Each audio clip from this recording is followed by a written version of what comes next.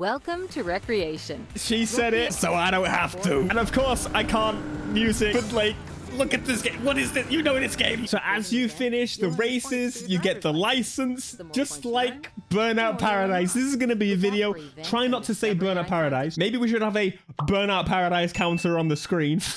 Finish the race and end up in this area. Now, oh my god, I'm so excited. All right, let me turn the music off. Listen, if you know me, I have been waiting to play this game for, quite frankly, 5 years. 5 years they have been working on this title, and it almost kind of disappeared for a while. Now, just to be clear, this is the second video I've filmed on the game, but honestly, I wanted to focus on the single player aspect. But just to give you a quick little bit of history, depending on, I don't know the order that these videos are going out yet. Freefield Entertainment created these games previously, and they are the creators of this. Well, the heads of this. Now, as we do this very first event in the game, which I highly recommend doing those events right at the beginning, because you'll get completely lost. The beginning of the game, you can definitely tell this is from a smaller studio, but I'm having a tremendous amount of fun with this. It's not a full price game, and because I'm an Unreal Engine I wouldn't say hater, but performance skeptic, in the top left corner of the screen you can see the performance. I have got the game fully maxed out, unlocked, but I do have DLSS enabled because of the fact the game actually looks a little bit sharper with DLSS. It's very minor, so I will turn it off so we get natural performance. I should probably do that once we finish this event, that is, anyway. I can't do it otherwise. But I am having so much fun with this game. It's just such a like throwback, but also improves it. There we go, completed it. Basically, don't crash. It's very much, listen, I'm gonna fail. Burnout Paradise, in that going back to those games, the crash physics, you don't have to be going that fast to just completely crash out. So let's turn DLSS off, and all of a sudden we are at 120 frames, 125, 129. So I'm on a, just for clarification, a 4080 and a 9800X 3D. But for an Unreal Engine game at 4K native, not bad. Let's get down to business then. What the hell is this game all about? So this straight away is a race, just like you would see in Burnout Oh my god, I'm sorry.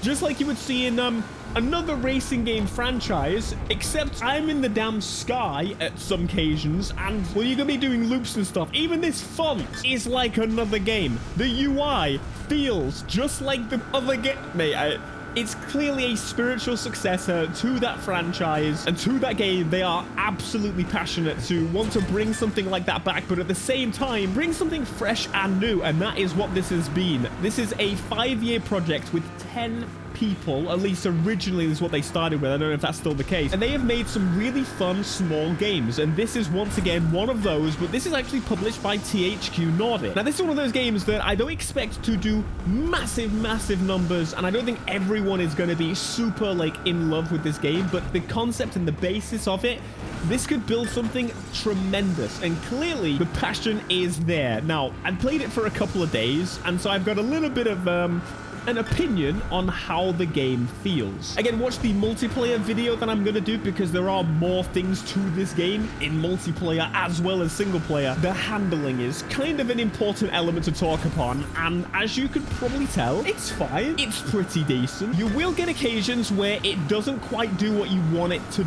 do. Great, they're just smashing each other up there. Now, not all races are sky races, I will show that, but like Burnout, there's a little bit of drifting, a little bit of sliding, the usual kind of business, and there's also the ability to do some crazy stunts in the air, earn licenses, unlock new cars, parts, and things to use in this world. Watch where I'm about to do a little flat spin. Very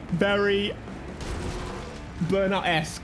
That car just stopped dead. Let me demonstrate to you with the drifting, because that's the kind of main jank that I would mention, but it doesn't, to me, put me off. I played 2015. So let's drive out onto the road.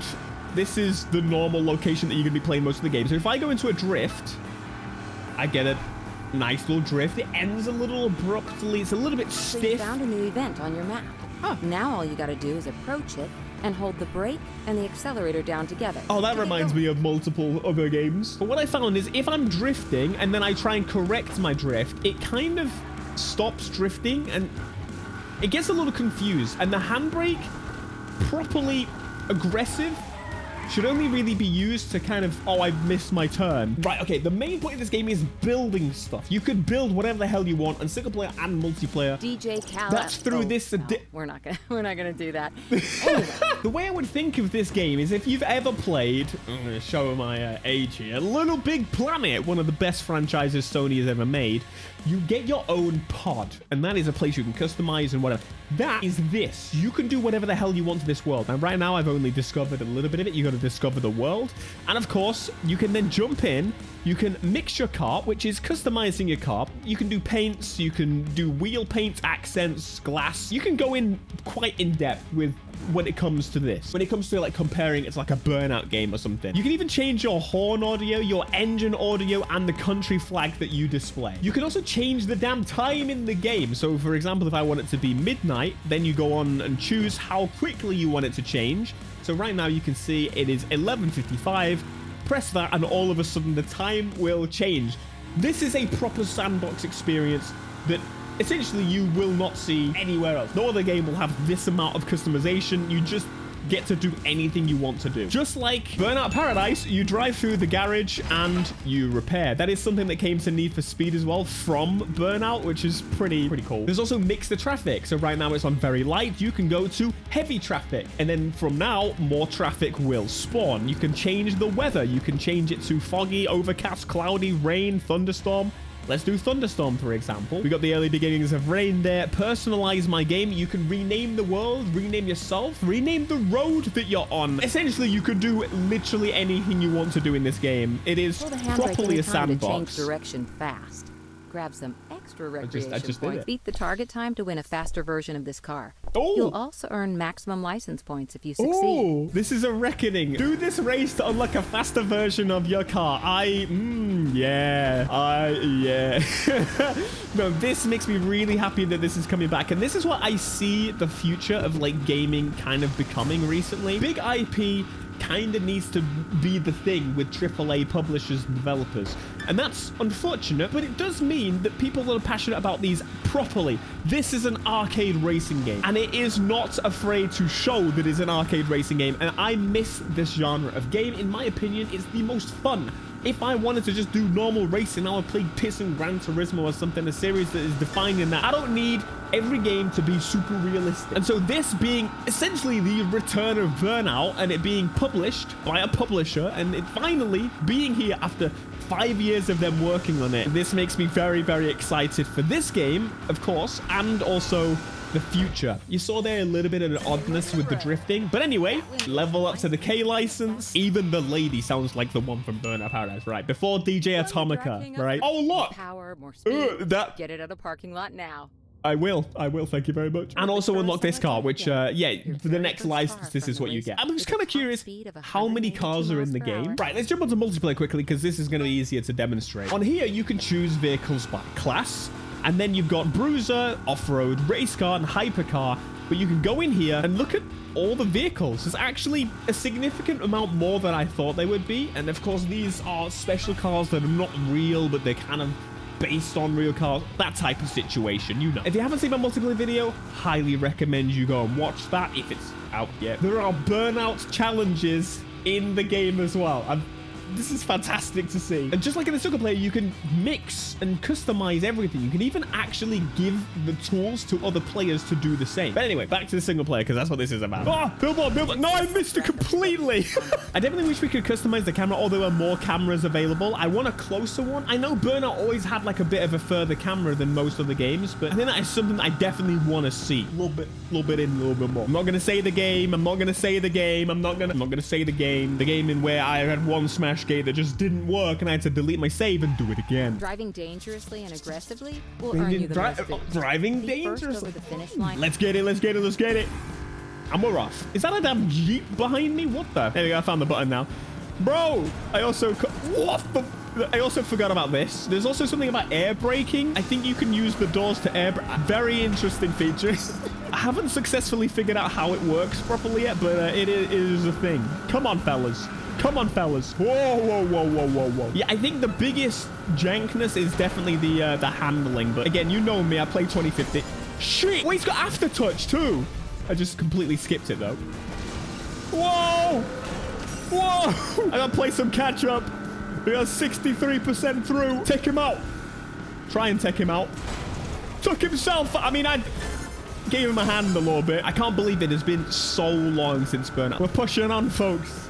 We're pushing on, but there's a hope, there's a glimmer, there's a gleam. If you didn't see their previous titles that they've worked on as a collective, Three Fields, essentially... You've unlocked the Hooper Pertino. The Hooper Pertino is a classic muscle car. The Hooper Pertino. I'm definitely going to go and change car. You can teleport to these parking areas, but they kind of focused on specific elements of like a Burnout game. The Danger Zone games, for example, with like the crash games, the explosions. And this is now kind of bringing it all together in not a like AAA quality title, but realistically, Burnout was never one of those games that cost an insane amount of money. I mean, Burnout Paradise had a lot to it, but it was just, I mean, car just changed color as well. Smashgate. This is a Mustang. This is a Mustang. Come on. Road Rage. Oh, I just got like a shiver. This is a road rage. Hit the takedown target before time runs out, or your car is destroyed to earn maximum license points. Wait, they are properly building up to big game territory here. This game, if this does numbers, which I'm hoping it does, which I'm hoping that this game has the capacity to do, it's not priced at a crazy price. I think it's like half the price of a normal AAA game, which again, is this half the AAA game? I would say in terms of like the amount of stuff, this is up there. A lot of games these days, AAA, mostly focus on like smaller games, but focus heavily on like certain elements of those games. And that's so obvious. That's why we're losing a lot of damn IP these days, or it takes about 7 years for a new version of it. Come on, come on. Take out the big one. Boom. Yes. Come on. That was a tree, right? Into a tree. Look at the boost fire's gonna cross the whole damn screen in a minute. This is what I'm talking about. Fresh perspectives, but almost kind of not. Just plastering it. Tree with a little bit of nostalgia. They are properly getting there with this. Properly. Yes, yes, yes. Oh, oh. Can I get 2 in 1? Yo! He just span out. I didn't get the crash. And just like that, the timer is finito. Road Rage may be one of my favorite style of events. Holy crap. Silver? No, I need to do better than that. Oh, what's this? Records unlocked? Let me tell you about records. They're a new set of challenges for you and your friends, and every single road contains them. There are 8 different records. Okay, they're like the all drive. Yeah, not all drive. Not easy drive. They gave so many damn names to this stuff. Basically, you can just set and pretend that you hit that billboard. You can set records. Road rules. Road rule. Hit the burger one. Hit the burger one. Yes. Road rage. Come on. Whoa. I'm trying to catch up really badly. It's him. It's him. Yes. I really hope there's like a proper crash mode I haven't seen, because crashing in Burnout, just the junction crashing, that was something that Paradise really failed. Come on. You should have hit him. Hit the barrier. Burnout Paradise crash mode was absolute ass. The physics and stuff, really cool, but like the actual crashing intersection kind of mode, terrible. Terrible. I want to see proper junctions and explosions and big trucks, and that is why the earlier Burnout games, in my opinion, mostly better than Paradise. Even just the crash mode. Big un. Yeah. Whoa! Yeah, they got that rubber banding on lock. That's a Burnout characteristic right there. If there was no rubber banding in this game for the takedowns, it would genuinely be quite annoying. So, piss. Yeah, I'm very happy with this game. I really am. Skytrack's unlocked. Holy crap. Right, these are the Skytrack options to build. We've got on-ramps, for example. This is going to be absolutely huge, isn't it? Oh my goodness. And can I just, yeah, I can just increase it and place it wherever I want. Now, as you build out this world, my assumption is that you just kind of keep it as it is. Like, that's it.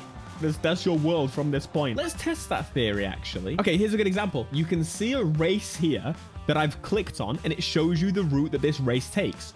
This is the route that the race takes. So what if, for example, I go into live mix, pick an on-ramp, just make a massive ramp that goes right here for no reason whatsoever. Come out of it, and as you can see, it's now in the world. But if I go back and do the race that I just saw, will that ramp remain? I'm kind of curious. At like what point does the game just go, This is too much. X Criterion are doing bits. I need more X Criterion in my life. I need more real I need full Criterion. Just give me nothing but Criterion. Yeah, I'm wondering if because I placed the prop and I'm now doing a race, does it despawn the prop? We'll find out momentarily. Bro, I need boost. They're just flying past me. There you go. You can, of course, as Burnout, just take out people in races as well and get yourself some boost. That's a flavor of Burnout for sure. Okay, where was my ramp? I don't really remember, to be honest with you. It was over here, right? It was over here. I think it's despawned it. Yeah, okay. That kind of makes sense for races, but I wonder after the race if we can go back and find it. I also think this fixes one of the big issues I had with Burnout Paradise, and that was where the races had to end and start in kind of restricted location. That's just not the case here. The Tasha Barchetta Mastrali is now driving around your world. I So thought, keep an I eye don't know out. what she was saying there. This is a shut-down vehicle, which means if you take it down, it'll be added to your car collection. Look out for it trying to pass you when you're driving around the world in free Yes. drive. Or look for a green Burnout's back. icon. So we got to keep an eye out for that car. I'm just gonna, I think you can remove the barriers, right? One-sided barriers off. Oh wait, no, okay, maybe what it means is that you can go through them back the other way. That's a nice feature. Wait, is this my ramp? It is. Okay, the ramp stays, but it disappears for races because you could just completely like ruin it. That would kind of make sense, wouldn't it? Now, of all the playing we've done today, this is all we've discovered thus far. The map just goes and goes and goes. It is pretty massive, to be fair. And I absolutely adore this game. It is really fun. And that's what I look for in a game over anything else. Burnout is back and it's here to stay, hopefully. Hopefully, if we, you know, buy the game and check it out, because I think it's incredibly worth it. But there you go. What do you think of it? Let me know down in the comments. I'd love to have a discussion. And of course, I will see you in the next one.